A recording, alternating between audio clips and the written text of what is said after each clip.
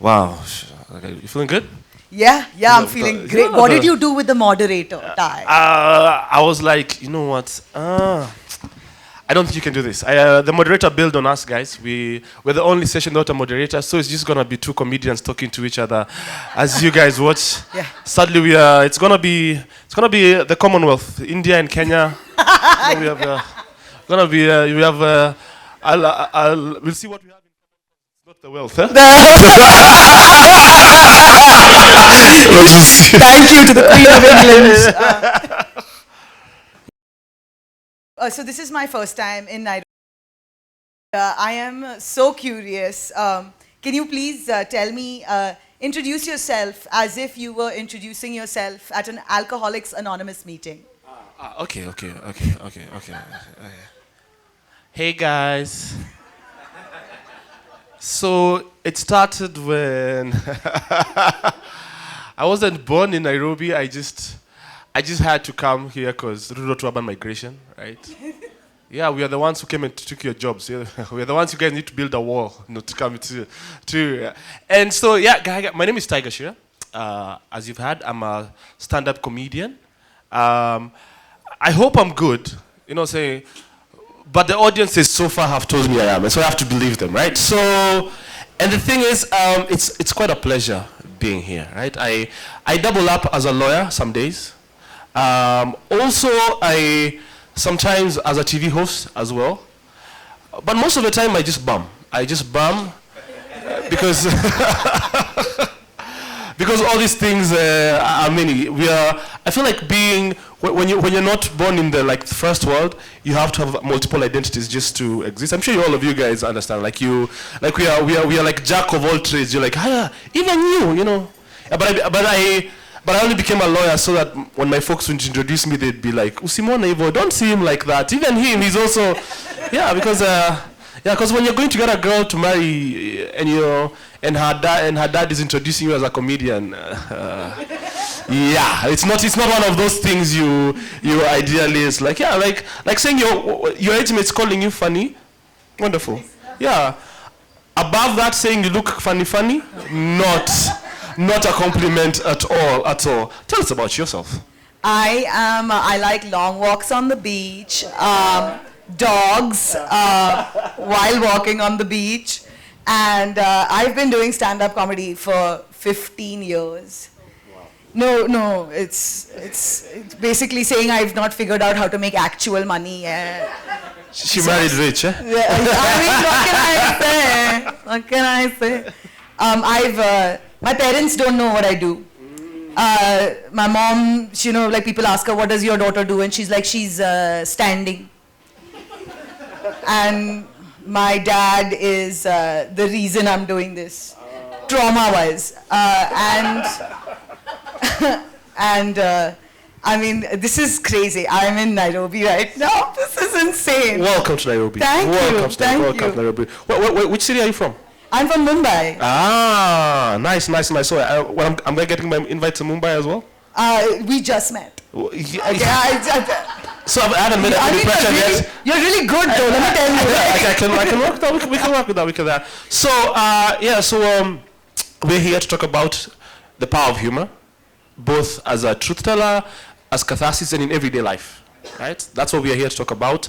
And I think I could start with you. And I feel like, did you become a comedian accidentally, or was it always in you, or was it how you process things, or is it just, I'm just funny? Were you the class clown? Yes, I was. I went to a girls' school, and I will say this, the whole girls' school ethos is so messed up on so many levels. But I realized that going to a girls' school was really good for me, because usually the position of class clown is a guy. And I was the class clown, and I think that, same, just my dad and my mom actually both are hilarious. And we just sort of saw humor as a way to process all daily tragedies. And after that, I think, it just so happened, I'll be honest, I was in the right place at the right time. It just so happened when the Mumbai stand-up comedy industry was becoming a thing, I just happened to be there.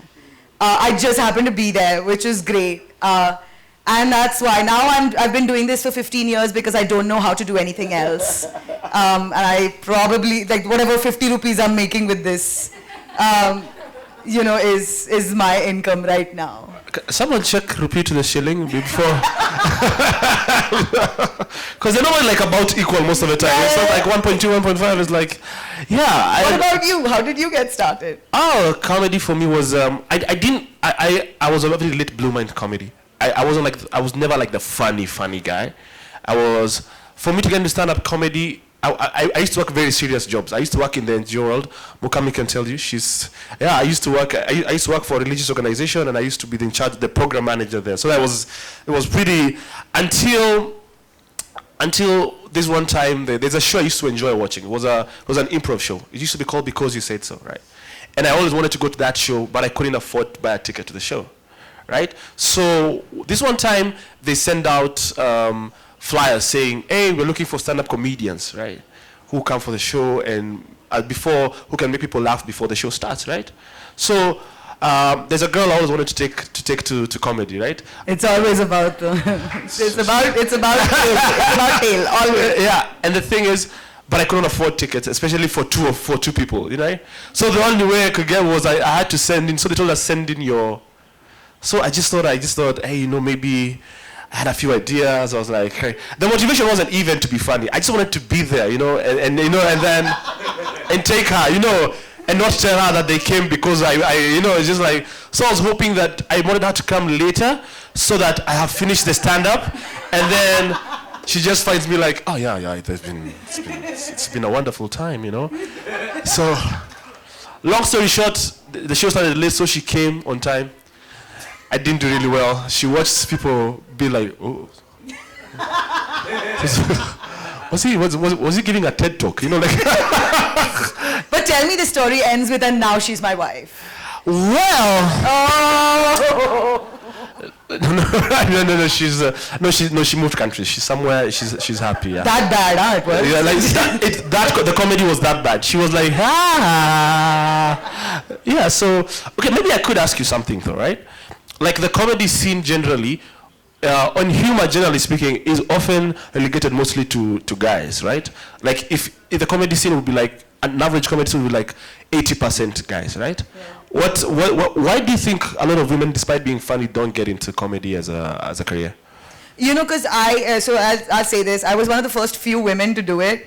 And there is a marked boys club, and there are a lot of, even the act of the mechanics of stand-up comedy. You're out in a club late in the night, you're there begging for validation from random strangers.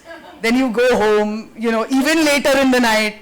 And just the act of stepping out late in the night is a sort of constricting point to so many women getting out and doing comedy. And also, it's a business of ill repute. When I started doing this, I used to go to these open mics in these bars and stuff. And my mother would be like, what are you doing? Walking into a bar with a sheet of paper. And then I said, Mama, but I'm not like out partying. And she's like, if you're in a bar, no one's going to ask whether you drank milk inside or you drank alcohol inside. You're still a lady that goes to a bar every alternate night. And so I think that, just the physical, the sort of mechanics of it are constrictive. And then there is a boys club. Like I am famously and actually difficult. I, am a bully. I will screw everybody over. I think it has also come from... That over-saved that statement so hard. You're welcome, everyone.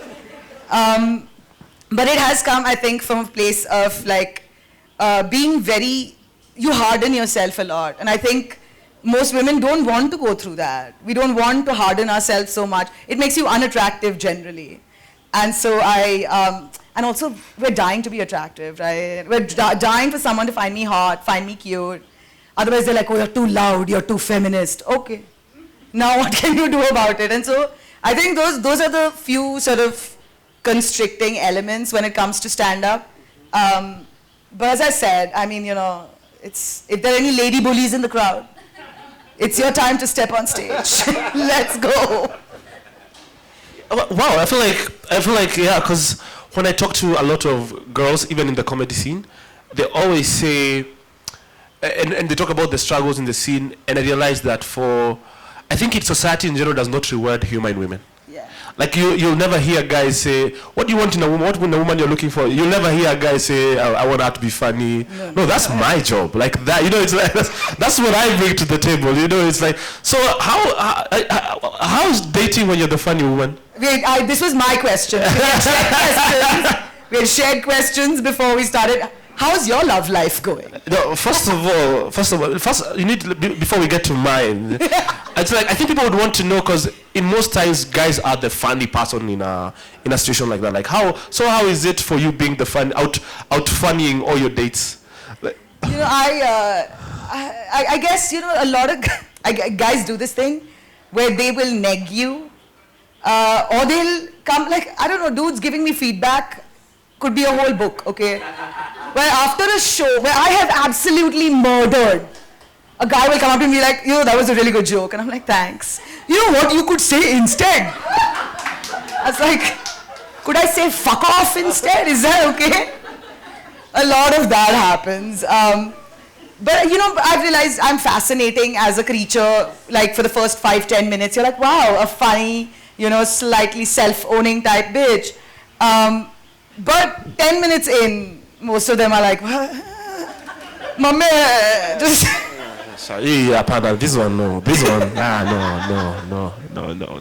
Yeah, I think for us, it's different for guys, right? Like, humor for guys is like having a big bum. I know you did not want to say bum. Yeah, I know. Yeah, I need to get paid. So say it's like having a big bum as a girl, in the sense that for humor in men is rewarded more than it is for women, right? So if people consider you funny, they then assume you're also smart. Yes. Yeah. Yes. That's not always the case. Sometimes yes, but you can ride it. Like if you think I'm smart, yeah. It can be said to you. But also I think the reason we're attracted to people who are humorous is because humor is a social risk.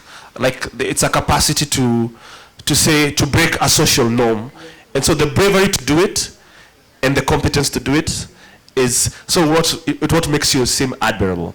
And also because with our phones we've gotten so much worse at being social. Like the face-to-face is becoming harder. I talk to young men these days and they tell me they want to ask girls out, but when they sit at the coffee, they're like they had like 2 topics and now they're just... So have you played like Andrew Tate? And this is like even young men who mean well. Like I like a girl and I see it reflects that, but it's also a larger part of society. Like if we all sat here today and we didn't have phones, we would easily get to know each other better by the way we stand next to each other, right? So with humor you're taking a social risk, because I'm telling you, I'm funny. It's like, it's not like he's accidentally funny. It's like, I'm funny. Pay money to see how funny I am. Do you know?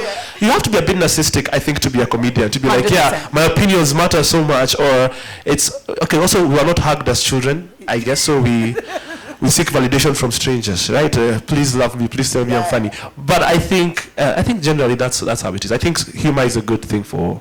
Yeah. Yeah, but the lifestyle of a stand, is kind of crazy and not mainstream. And so how do you deal with, a partner who's like, you're out there, getting girls laughing at you all night long. I mean, okay, not all night long, but like for an hour, at a time. I try my best. How does a partner deal with that potential jealousy, or even like a touring schedule? Like you're out so long, and how does that work in like a love life? I think it's very. At first, they admire what you do. At first, it's like, oh wow, this is amazing. You're a funny guy. You go, you make people laugh across this country, this place, and then it's like, I think that girl was laughing a bit too loud. I feel like I'm not saying you're not funny, but I think she was over laughing it, right? Yeah. Yeah. You're not even that funny. Yeah, it's like you need, as a comedian, your partner is always there to put you up when you're feeling down, but to put you down when you're feeling up. Oh my God!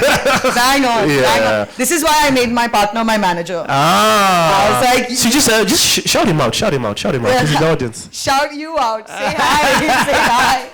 He's been putting up with this shit for 7 years. It's insane. Yeah, so outside dating. Now let's talk society in general, right? Society in general. Does humor apply for you outside the stage? Yeah, I think as you know, it is a part of how I cope with the world. Yeah. It is entirely how I cope with the world. Awkwardness, weirdness.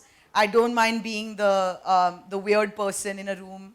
And I think having actually stand up as a career has helped in my personal and social life, because if I say something inappropriate or stupid or embarrassing, it's always like, oh well, she's joking. You know, she's a comedian. She's joking, and so it's been it's helped a lot. It's helped a lot. Yeah. So do people expect you to be funny off stage? Yes. Ah. I am though. Like I'll be honest. It's not an act. No. Do people expect you to be funny off stage? Yeah, like I think comedy is the only job where you have to prove to people. It's like, you know, like, hey, what do you do? I'm a comedian. Okay, tell me a joke right now. Tell me a joke. And I'm like, okay, fine. I'm like, so what do you do? I'm an accountant. Do my taxes exactly. Right now. So yeah, but I think it's one of those things where it's like, I always get, you don't look like a comedian, you know. And I'm like, it's just that my mom and dad combined and I got this face. So I don't know how I didn't get the comedian face, but I is that a compliment? You know, it's like, how do comedians look? Is it a bad thing or is it a good thing? Yeah. It's like, yeah. So I think at its core, it's very, socially speaking, I think humor has helped me access people's stories in a way that I didn't think I'd access them. Like, you could sit by a stranger in the bus, in the matatu, and then something happens, right? An incident happens, and then you crack a joke about what happened. And at first, you know, every time you crack a joke, there's a millisecond in time when you don't know what the other person is going to react like. It's like, and there's we're good. So, and because that's the social risk you take with choosing to do humor, generally speaking, right? So I think there's a space where people are also willing to talk to you now more when you're funny, because I always tell people, like, comedy is the most vulnerable art form, right? Like, we are more than strippers. You know, emotional strippers. Yeah, we are emotional strippers, right? So the thing is, we are getting to a place where I'm standing in front of a stage, right? And you see, comedy is not like other art. The feedback is immediate. Yeah. Like, you don't have to wonder, did I do well? Did things go well? No, the crowd will tell you if you did well, you know? And in Kenya, the crowd can be very brutal. They'll clap you off for the famous toa. They're like, wait, what does that mean? Take it out. Like, it's there are some spaces where there are some scenes which are very polite. Like, hi team, he'll do better next time. And then the others like, and like, so there are some places before you become a good comedian, you have to fight the good fight of vulnerability and being rejected. So, like, I feel comedians are very good at dealing with rejection because we risk it every day. Yeah, I think, you know, even that, I think loving failure has been my biggest learning from doing this. Is that I really enjoy it when a joke doesn't work. And then everyone's just like, and I'm like, I'm enjoying myself in my own head. And it has really, I mean, it's, one, I entertain the hell out of myself, and two, I think it's a great quality to have.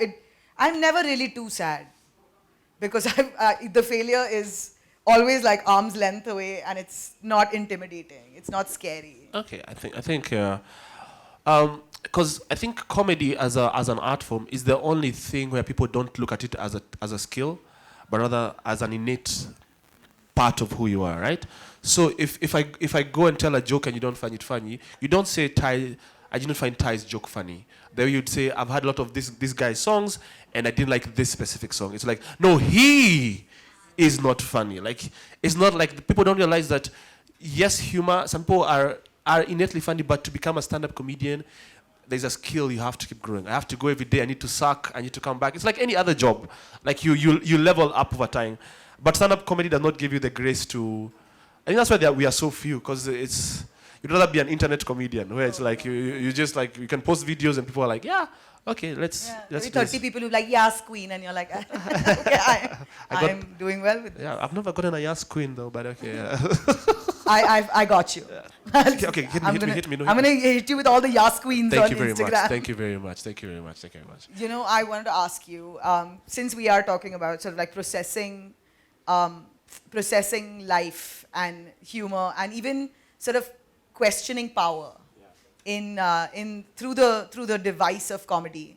Do you think comedy is like speaks truth to power and is a way to tell hard-hitting truths? Well, it can. It's not obligated to.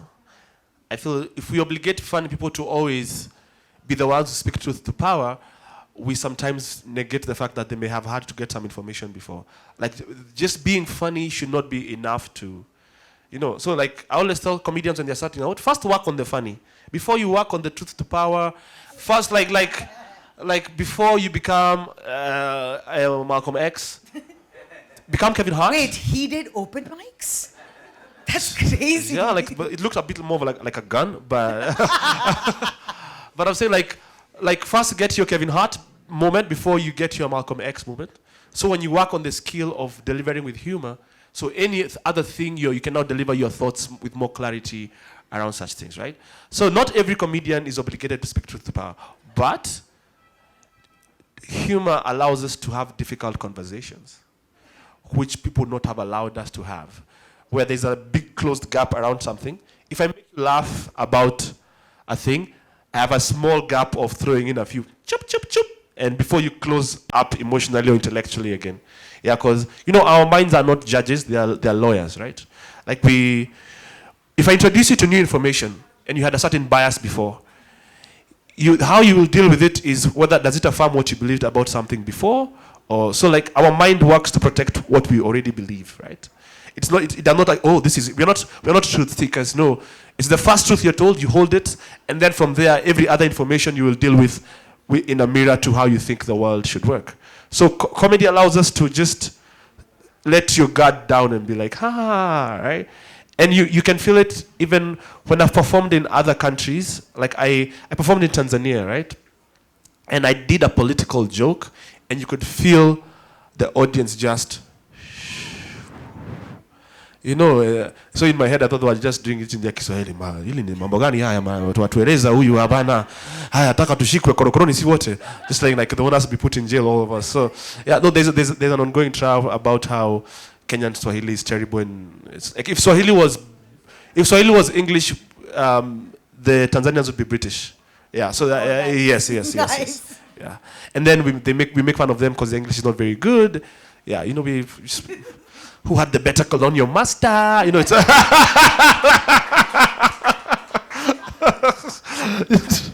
yeah. But I realized that jokes are also very contextual. Yeah.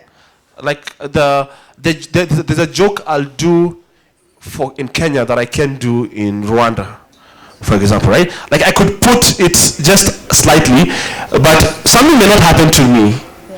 But the organizers who call me for that event after I leave, yeah, they're going to have a conversation with their state, like, oh, Mr. Funny, eh? They're going to have that conversation around it. So, and it's not just like politically speaking, even socially speaking, right? As a comedian, you have to be very aware of your audience, right? Like, you just can't pop up and start saying la la la la la because you think you're inherently right, right? Comedians should allow themselves to be wrong. And the reason we play the joke tribe is so that you can say, don't take me too seriously, I could be wrong. I'm not, if I spoke truth to power, that was not the intent. A truth just slipped. And then I'd come to make you laugh, and then truth somehow slipped into it. You're like, ah. And the trap for a lot of comedians would be like, one day you speak out of truth to power, and you realize, you know what, I should run for office, or I should. And you become the president of Ukraine. Yeah, no. And things go so wrong. I don't know, the comedians who've become politicians here in Kenya, they're not doing a very good job, right?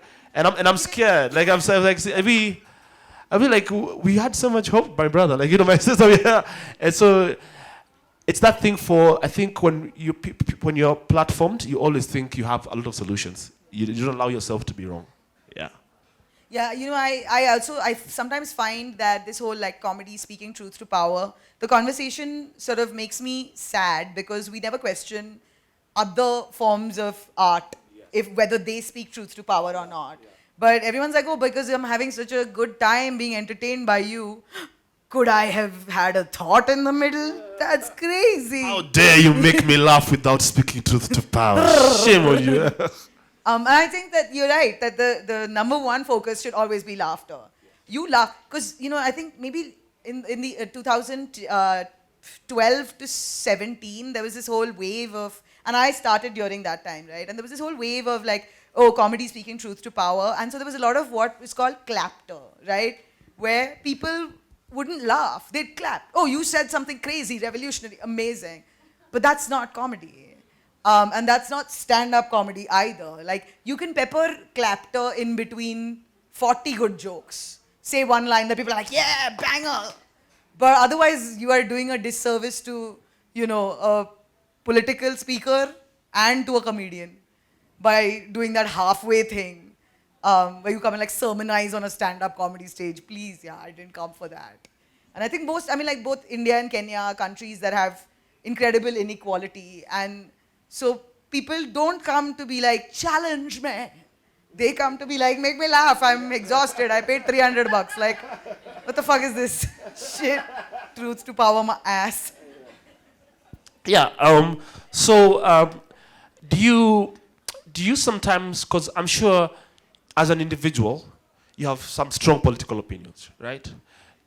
And do they sometimes bleed into your comedy, or do you intentionally put your political or social opinions or the way you see the world into your comedy, or do you actively avoid it, or will it just slip out as you do your comedy? You know, and so initially I was, I think it's difficult to not be political, especially in these times.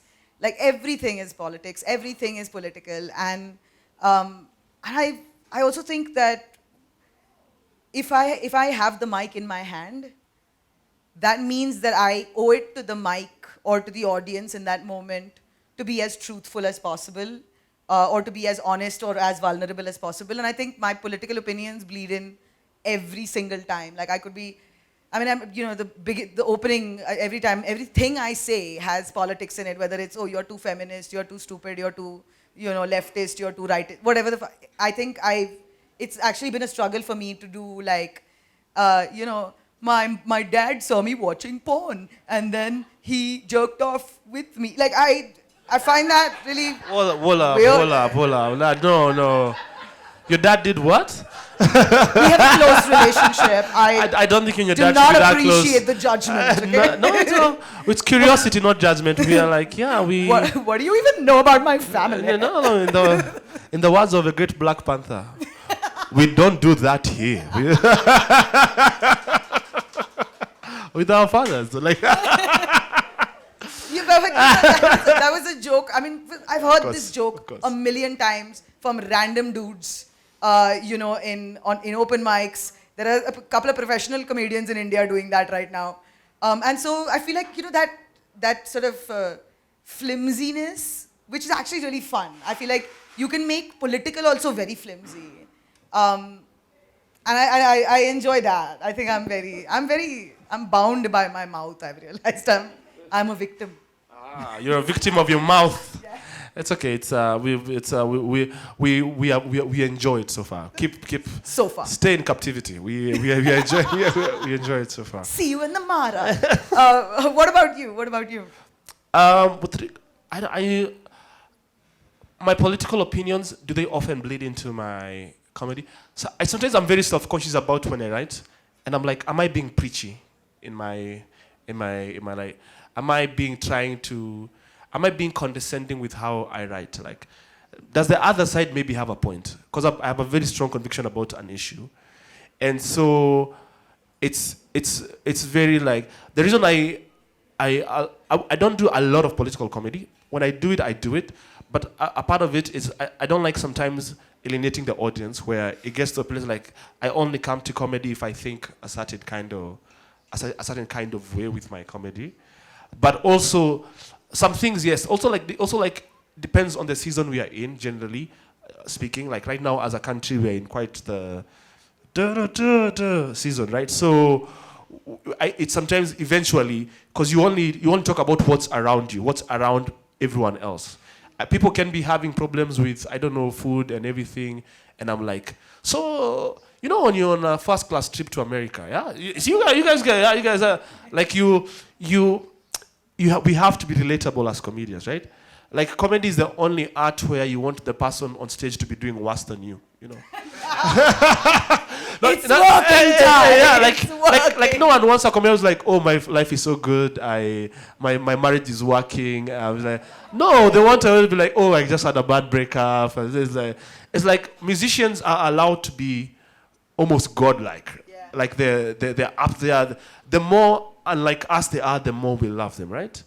But comedians, the more out of touch you are, the less people enjoy you. Yeah. So even the biggest comedians, when they're on stage, they dress very. Yeah. It's just I'm just another guy. They won't come with like the most hype-end of clothes, because a big part of comedy is relatability, and if people cannot relate to you when you speak, so people don't want to come in here. But that's why people say when comedians get money, they stop being funny. Yeah. It's because their experiences are no longer shared.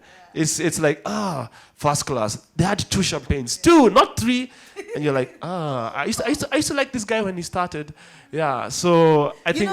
So I think that the trick is, and I like, we've got comedians who are, like, we started off together, and then now they are like driving in Range Rovers, to their shows. But on their shows, they're still talking about, I'm from this village, and my father used to say that, become an engineer, but now I am a comedian. Isn't that crazy? And audience is like, wow, what a humble guy, bro. Like this guy, man of the people. And then he'll get out and he'll have like Z security.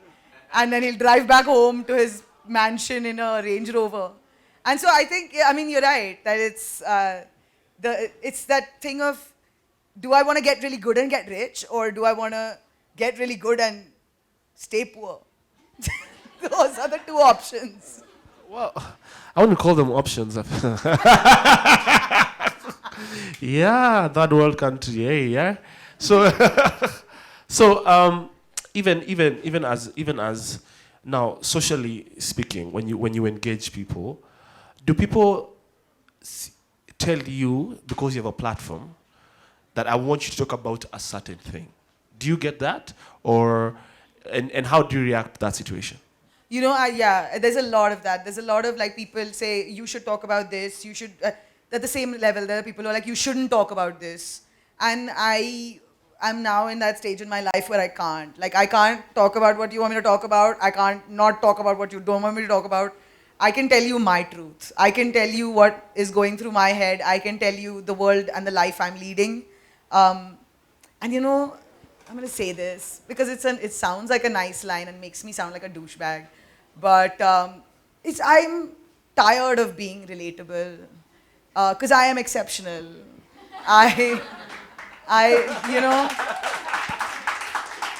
To sort of embrace your exceptionalness is something that I've been trying very hard.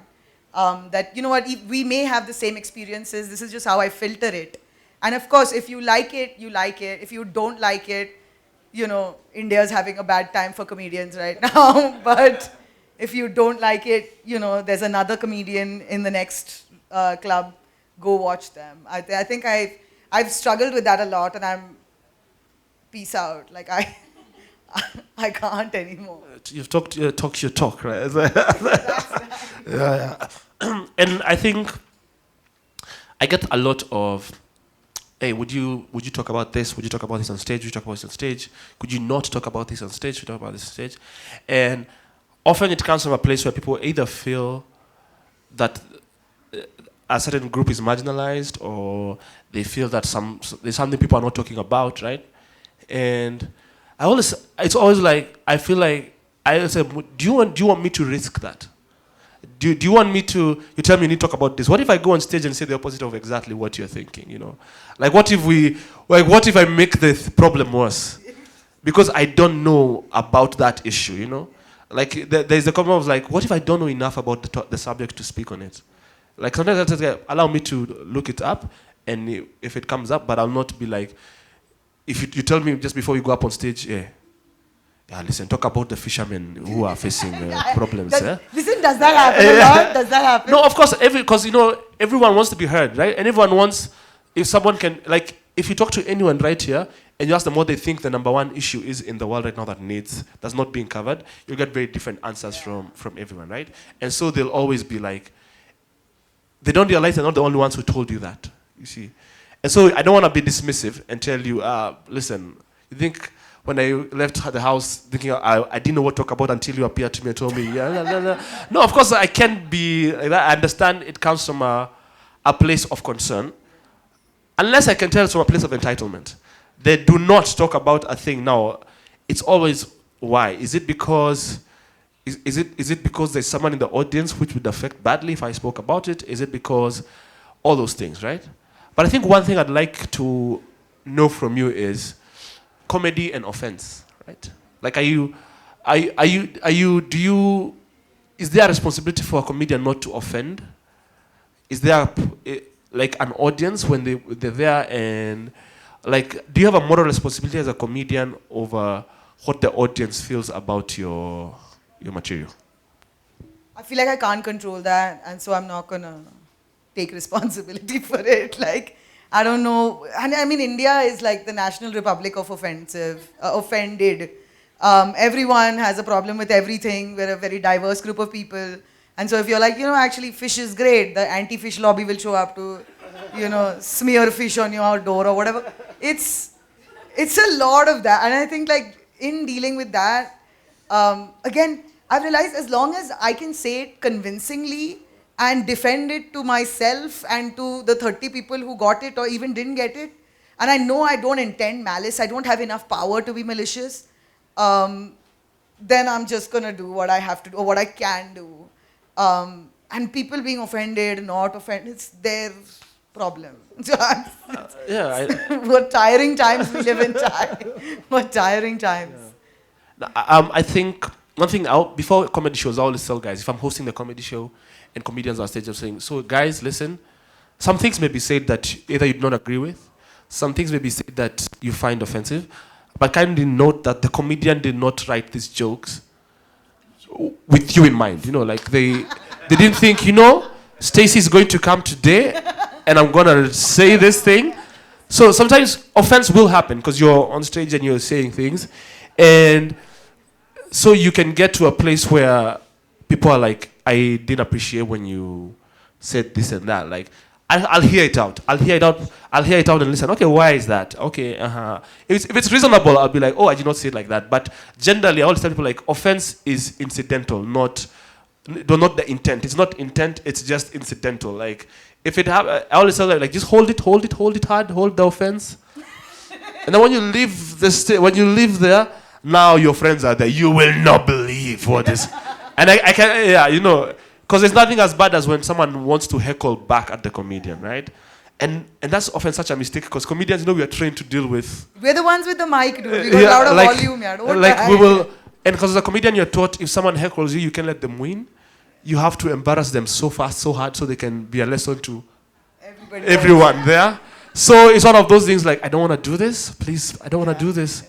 And then, like by the time you're speaking back to a comedian, they've seen how you look, how you're dressed, how you spoke. So by the time it's ad hominem. It's going to be like you're talking with that big head. It's like, whoa, where did that come from, right? And it's often done to protect the stage, so people don't think it's a space for that. Do you think we should allow guys to ask at least a few questions here? Yes. guys to ask a few questions. It's time. Yeah. I feel like if you have a question, feel free, and then we can about humor in real life, about humor in daily life. Yeah, you wanna choose? Inky, pinky, ponky, father had a donkey. Miss, please. Can we have a mic?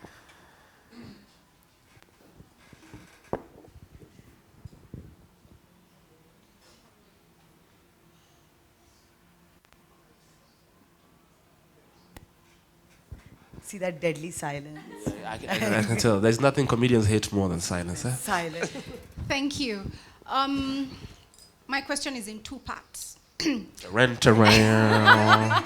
First, your social relationships.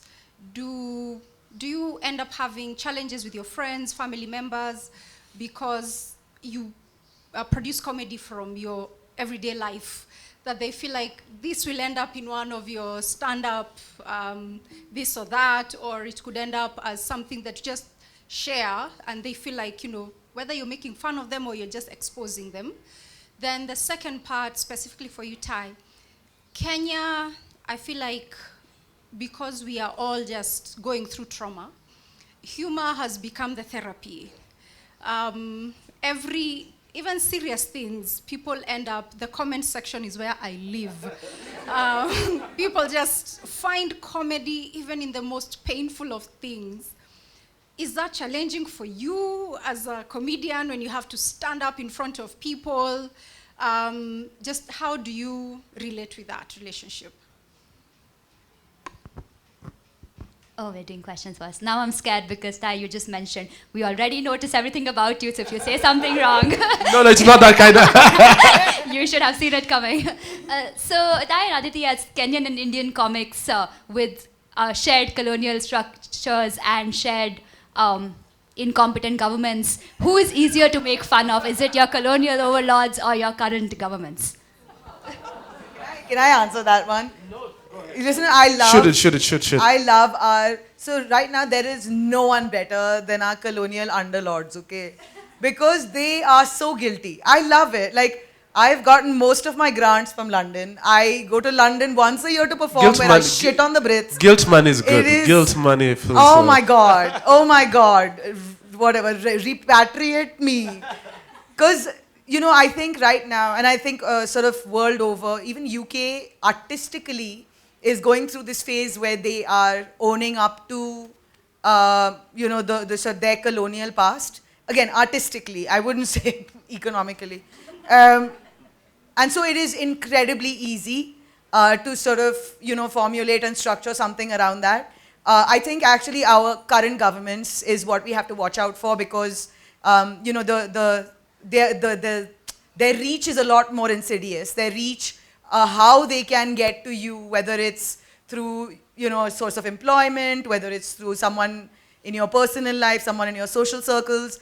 It is that I think is right now the current challenge, especially in India, is where you don't even have to say anything offensive. And if they have it out for you, you will be in jail. So that is... Yeah, I think to add to that, I think making fun of like the colonial past is good because it's good like for history, for creating all those things. But it's a very easy target. It's sometimes it feels like punching down, right? Even though it's not. You're like, they're so cute, look at them, they're so white, it's adorable. Yeah, and so, but the brave comedians are the ones who call out, the ones who make jokes about the current situation where they live in the countries where they are. Like if a comedian who is doing jokes about his government in Rwanda is way more braver than a comedian who's doing... Around this comedian was making fun of Belgium and they did funny. But it's just that the other one is as she mostly does it for the money. It's like she But yes, I think I'll go to your question where our social relationships. I like to call myself an ethical comedian. Where I tell my friends that, listen, this happened between us, right? But can I use it on stage? Like, you'll hear some things about what may happen. No names will be retracted, of course, but likenesses and images will maybe described, right? And that's fine. But also, the thing you said as a country, I'm sure even India has this thing where humor is used to deflect. Because sometimes Some places it's because of helplessness. There's a way where when you press so hard, if you laugh at yourself, you can kind of go through it, right? It's a good thing and it's a bad thing at the same time, because if it deflects too much, you never really face the issue head on. Because if there's potholes on the road every day, Kenyans plant bananas, to tell the leaders, listen, we can literally see this. Like, that's humor, right? But also face the issue correctly. But the danger of using humor too much in a political sense is we mimify our politicians, right? Like someone is a dictator and everything, but you make him human. Yeah. So it's like, or maybe they're not too bad, like, yeah, I may have killed 1,000 people, but I mean, look at the way he shakes his waist when he dances. Like, it's that thing where, so there's a danger in using humor for both. Yeah. And for our country in particular, I've seen it where people are using it because first, if you can laugh at something, it can scare you. So, because the previous governments we used to have before the last constitution, the current constitution, it was very authoritarian. It was like, how dare you say that to this person and that person, right?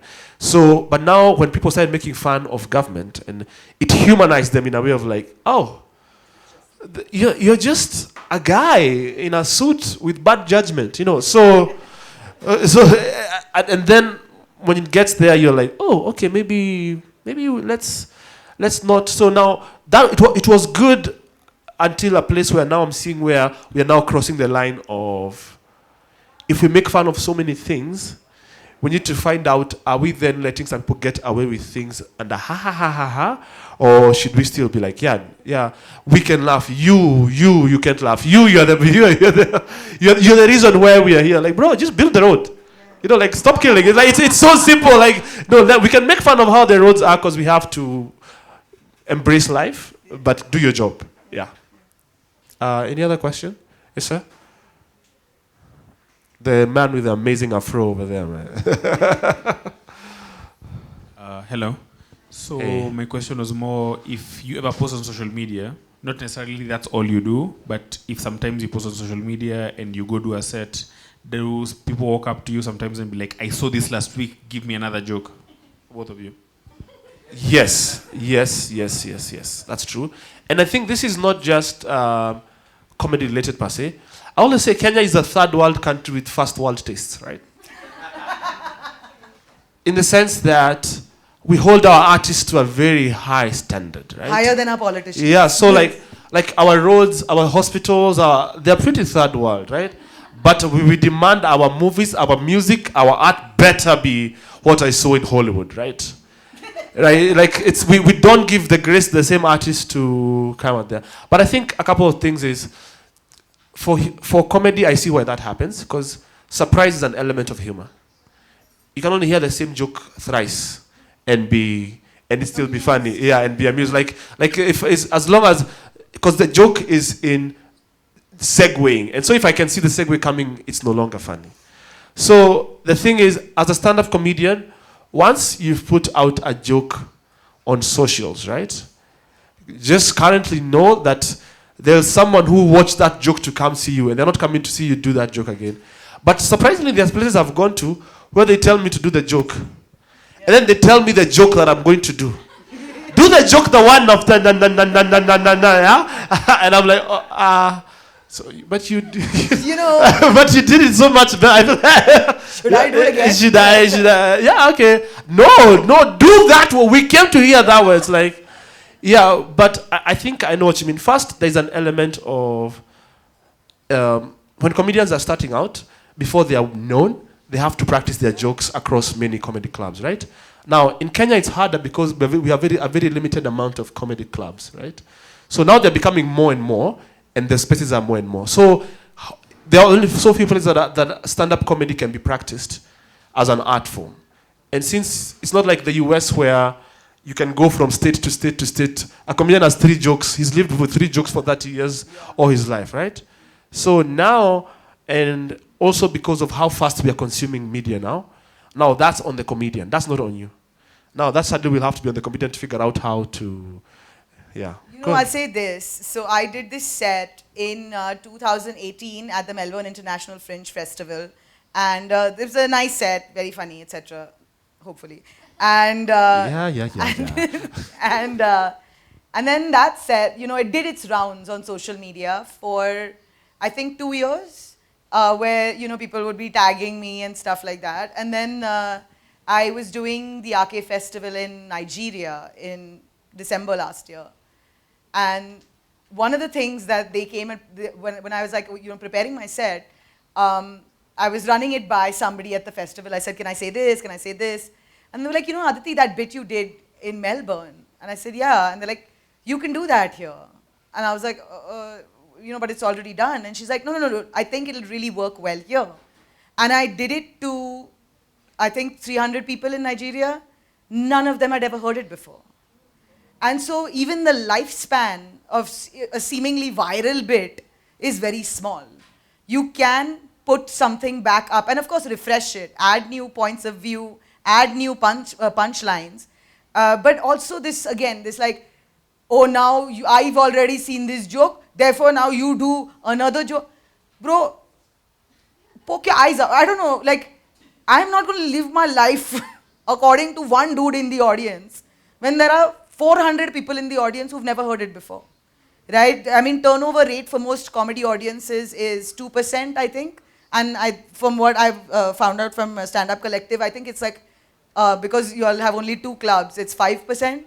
So there's 95% people on any given day who have not heard it.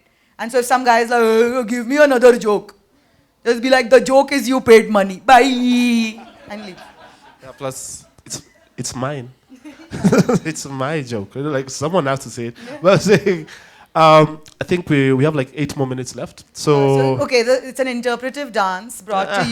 No, I'm kidding. Yeah. Please. Hi. Hey.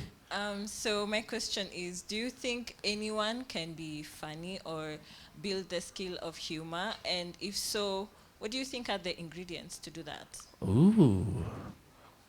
Mrs. 15 years in comedy, you want to take this? I'll take this. Oh my God, I got this. Yes, anyone can be funny. In fact, I think everyone is inherently very funny. I think, in fact, we are all hilarious and we end up building veils around ourselves as we grow older or as we become more social in order to protect ourselves. The skills, I think the number one, and I don't know if that's a skill or it's a life learning, is self-awareness. Is that you have to become maybe hyper self-aware of what you look like, how you come across, and become also then honest with yourself about like, what are my education levels? How much do I know about something? How is this going? That simple thing of like, oh, that lady over there has been nodding off to sleep for the past 30 minutes and I'm so sorry, ma'am. But you have to kind of self-awareness and being honest with yourself, I think are the 2 things that are the baseline for, and also I think a sense of like self-hatred because you're out there mining your personal life for people to laugh at. I think those 3 skills you need. Yeah, I think I'd say like, yes, everyone can be funny. Everyone can be funny, but the thing is to find your voice. Find what's your kind of funny. Is it a social funny? Is it a physical comedy funny? Is it a interpersonal funny? But now when it comes to becoming like a comedian, now that's where the skill comes in. It's when I have to now write. I have to go work out my material. I have to do all those things, right? But yes, it's just that some people will start from here, and others will start from here, and others will start from here. So, but eventually, yes, it's like swimming, right? Like when you throw the children into a pool. Listen, some may not come back. But I'm saying, no, don't say that. But we have enough children. but I'm saying, in the sense that depending on your level of socialization, and also were you rewarded for being funny growing up? It's like, or when we're in a classroom, there isn't the class clown. You know the class clown from day one. There's a competition for who will be the class clown. Then eventually, oh, this is our funny guy. And then they become more, because laughter is a reward. When we laugh at something someone has done, so your body learns, okay, when I do this, people like it. So you eventually keep going towards. But it's the people who are funny are the people who are willing not to be funny. You know, like in the beginning, you took risks to make jokes which are like, okay, no. But you kept going because there was something there. You know, it's those things like the first time I did stand-up comedy, it was so bad. Like it was, oh my God, it was so bad, right? Yeah, and then, but someone came in the audience and she told me, you know what? There's something there. I feel like you have some really good ideas. And then they don't know what they did to my life, but they you know. And then at its core, it's we can all be funny, but we just need to find our style of funny. Yeah, yeah.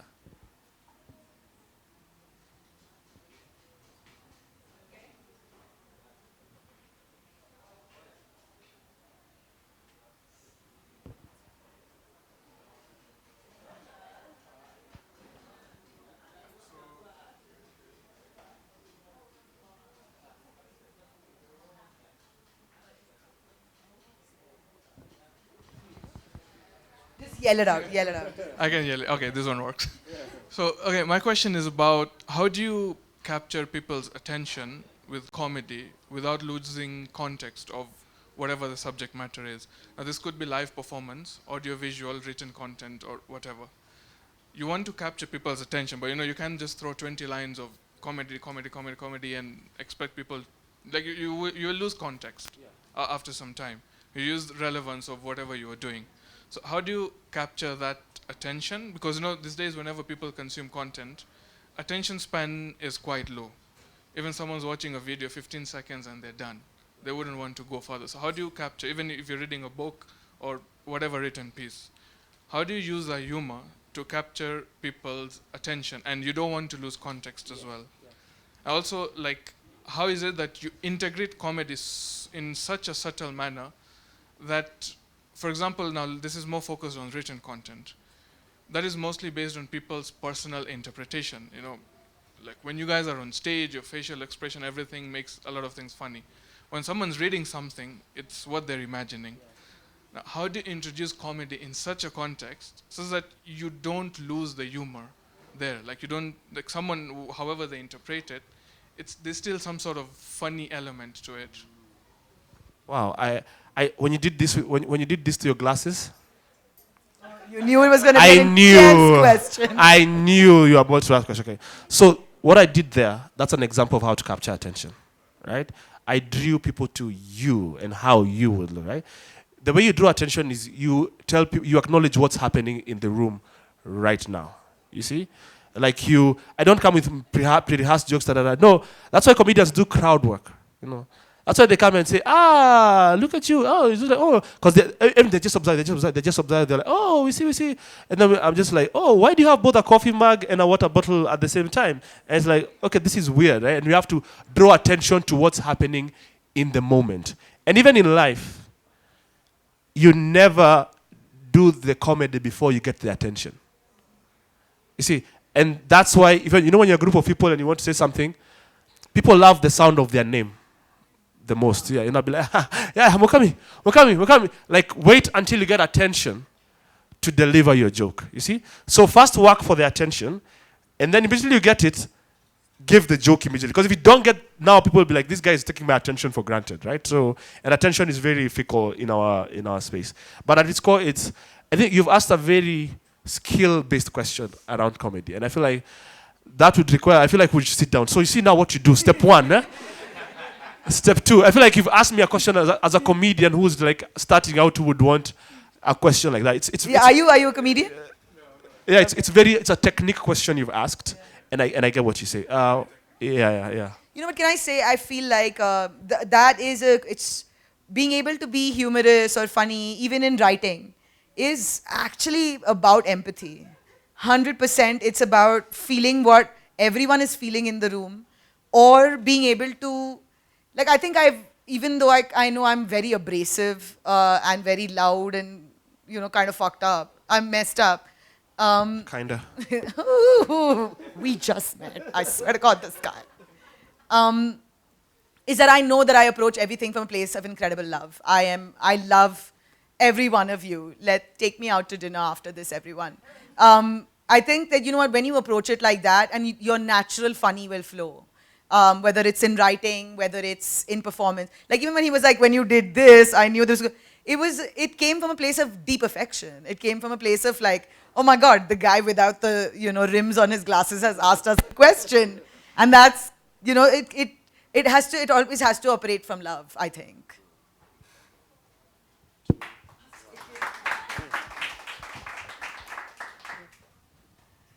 Yeah, no moderator, so this was extreme. Yeah, so this is any last comments? Anything we should know, something we should look out for, how to follow you on socials? I'm Aditi Mittal on Instagram. I've got, my show was last night, yeah, guys. I would have come and pimped my show out today. But that also, please follow me on Instagram and send me money. I guess that's it. Yeah, so tag Ngachira on all socials. Feel free to follow me, it would be very nice. Not home, it's his socials. And then I have a show next week on the 5th. It's called Millennial in Denial. Yeah, it's a 1 hour. It's a 1 hour set. I'll be on stage for now with some guys. I have a guy from Tanzania who can come and finally tell you what's happening in their country in a safe space. So what's really happening is, yeah. So I think it's been a pleasure talking to you guys. You guys have been such an amazing. Please clap for yourselves. It's been an amazing audience. Yeah, I feel like I was so scared when they told us to do humor, and every other topic is like it's like I look at the list of the topics, you're like, what are the factors that are of production that happen? Like it's like, hey, radical new media, and then also power of humor. Like ha ha ha. It's like, but thank you guys for attending our session. Thank you guys for being a part of us. Yeah, we should be good. Yeah, I feel yeah.